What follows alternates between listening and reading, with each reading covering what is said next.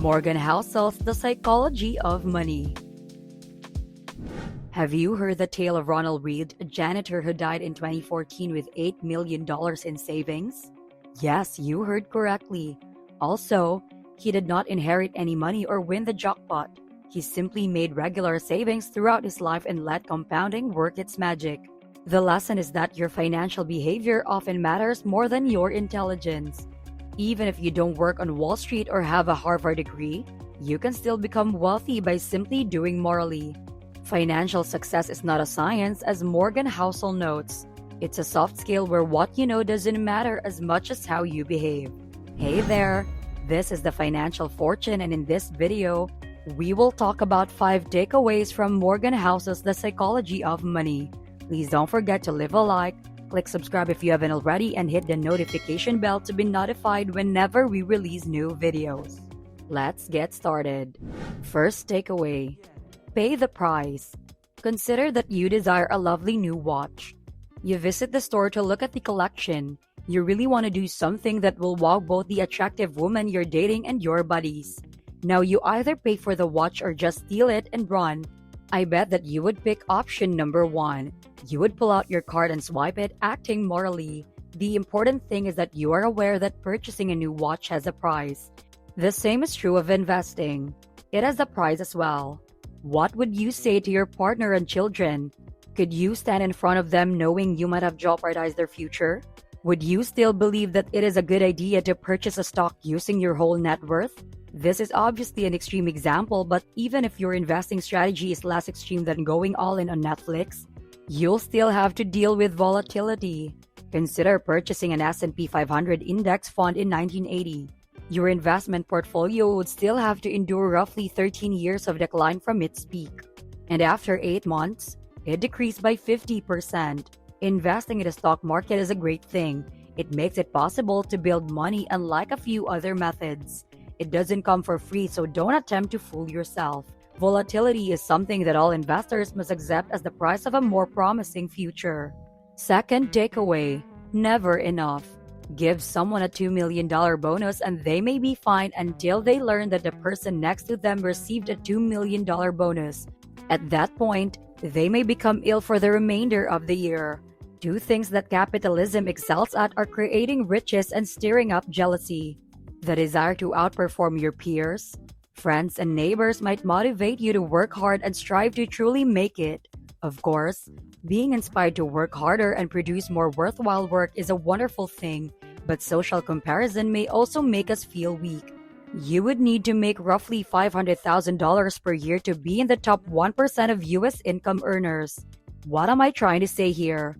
There is always a bigger fish. People have done so many stupid things throughout history as a result of the type of jealousy that has resulted from these kinds of comparisons. Some people have heavily leveraged their investments in an effort to climb the pyramid and reach higher levels, only to lose everything and then commit suicide. Some people have taken action based on insider information, which has cost them both their reputation and eventually their freedom when they are put in jail. Many people have neglected their families, which has led to their partners leaving them or cheating them, or worse, both. You may eventually achieve the level of financial freedom that the average Joe can only dream about by subscribing to this channel and watching our videos on how to invest successfully. But eventually, you have to decide that enough is enough. Even if you kind of want to have it, we won't exchange something we have and need for something we don't. Third takeaway. Crazy is in the eye of the beholder. At first look, it appears that many people act irrationally in relation to their money.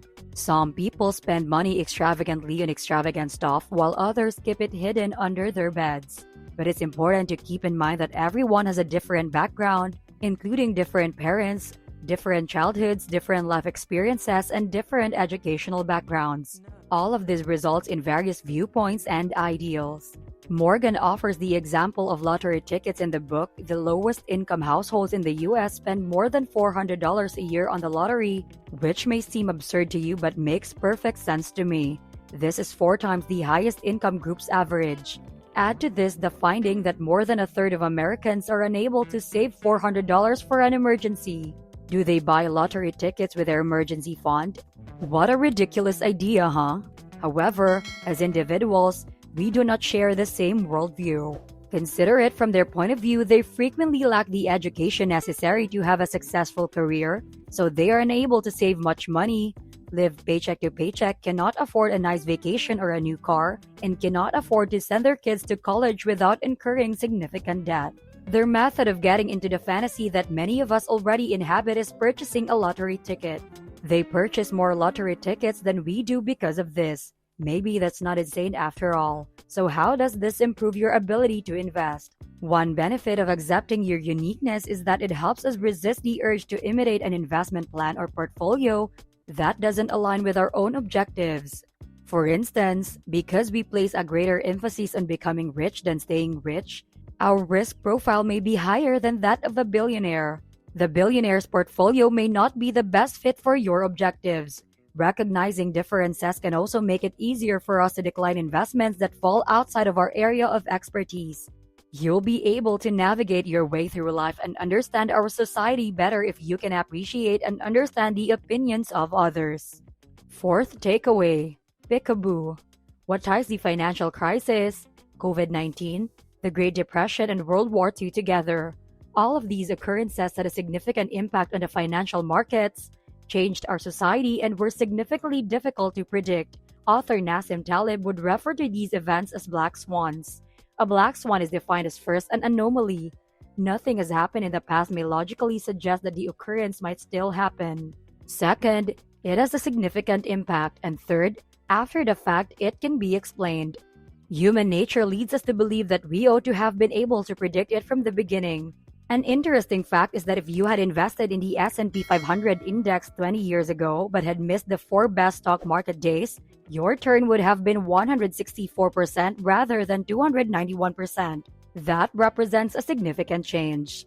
The lesson here is that it is more effective to both mentally and financially prepare yourself for a catastrophe that you cannot predict than to hope that you can react before everyone else. Stop listening to macro projections since they are unlikely to predict the upcoming events that will lead the investment community to experience great fear. Fifth takeaway, the seduction of pessimism.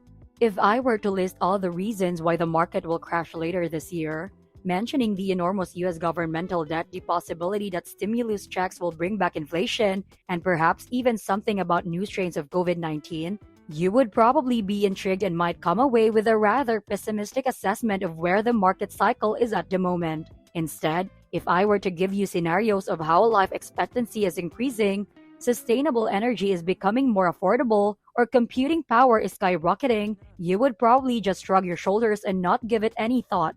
We can all agree that an optimist appears naive in comparison to a pessimist who sounds quite sophisticated. When directly compared or weighted against each other, losses loom larger than gains. Organisms that treat threats as more urgent than opportunities have a better chance to survive and reproduce. Due to our natural tendencies as well as the fact that progress occurs considerably more slowly than failures, we have a tendency to pay closer attention to pessimists. Setbacks frequently happen overnight, but progress rarely does. Tragedies and failures occur over considerably shorter spans of time, making it simpler to build a compelling narrative around them. As a result, they attract more attention. We must have a longer view of the future in order to tell a hopeful future story. This frequently gets less clear-cut and dramatic. Perhaps knowing that you might find a pessimist more fascinating than an optimist would take you less asymmetrical toward it in the future. As Swedish author Hans Rosling would have remarked, the world is better than you think. Keep in mind these key points. If you want to know more about these, check out Morgan Housel's book. It's truly wonderful. That's it for today. This is the Financial Fortune, and thank you for watching.